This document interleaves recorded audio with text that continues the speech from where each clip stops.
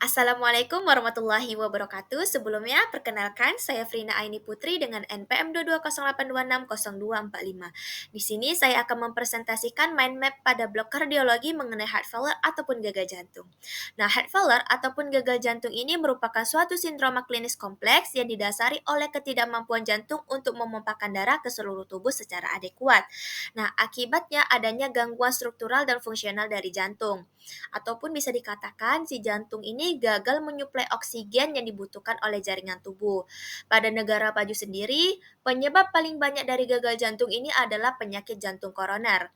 Patofisiologi dari gagal jantung yaitu diinisiasi oleh kerusakan otot jantung sehingga jantung ini gagal berkontraksi secara normal.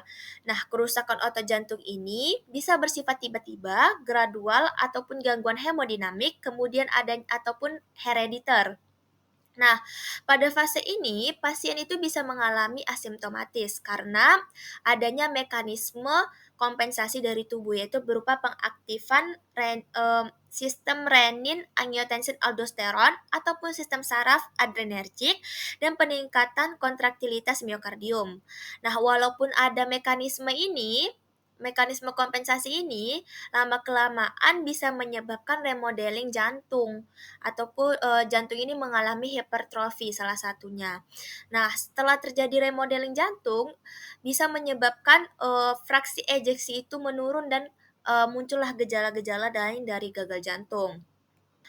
Nah, di antara gejala dari gagal jantung yaitu dyspnea, sesak napas, kemudian mudah lelah, kemudian adanya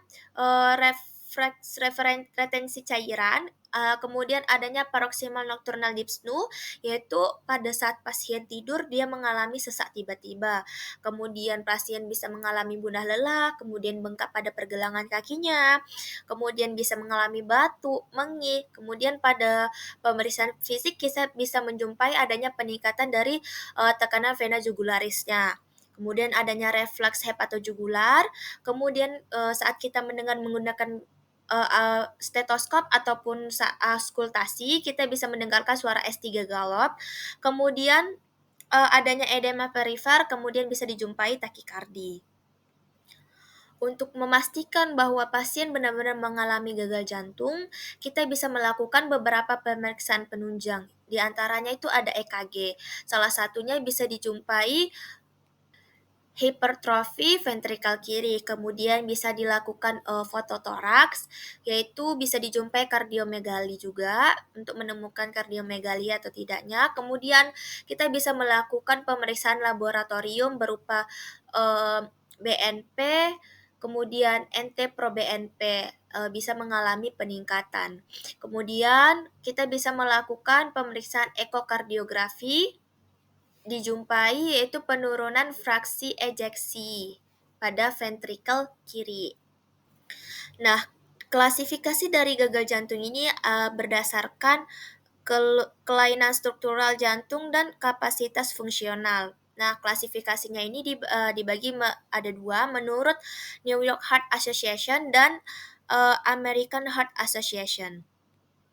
Kalau menurut American Heart Association, itu tuh disebut stadium. Ada stadium A, stadium B, stadium C, dan stadium D. Pada stadium A ini dia memiliki resiko tinggi untuk gagal jantung, tapi di sini tidak dijumpai kelainan struktural dan fungsional dari jantung serta tidak adanya gejala. Pada stadium B, di sini nih terbentuknya struktur penyakit jantung yang berhubungan dengan gagal jantung, tetapi di sini tidak dijumpai gejala.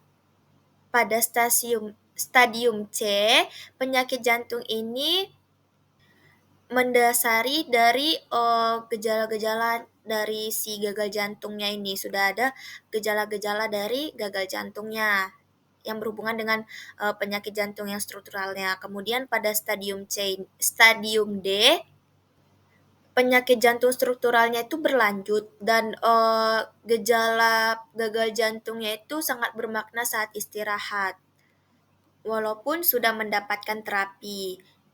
Nah, sedangkan klasifikasi menurut New York Heart Association itu tuh dibagi menjadi kelas 1, 2, 3, dan 4. Nah, pada kelas 1 ini, pasien itu tidak ada batasan, aktivitas fisik, seharian. Istilahnya pasien ini masih dalam keadaan normal lah, tidak ada merasakan apa-apa. Nah, pada kelas 2, pasien dengan gagal jantung kelas 2 ini, dia itu ada batasan, fisiknya. Dia itu, mmm, mudahnya lelah, terasa lelah pada saat, beraktivitas ringan. Saat istirahat dia tidak ada keluhan.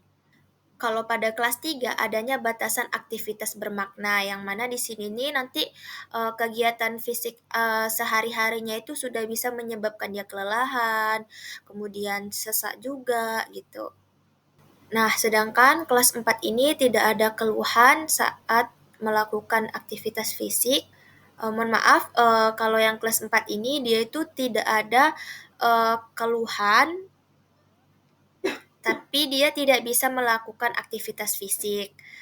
Kemudian di sini waktu istirahat pun dia, mengalami gejala-gejala juga seperti sesak, kemudian mudah lelah gitu saat istirahat.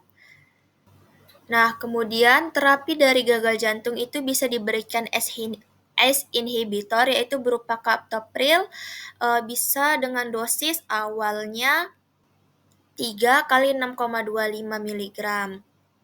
Mohon maaf, 6 atau 2,5 miligramnya ya, bukan 6,625 maksudnya.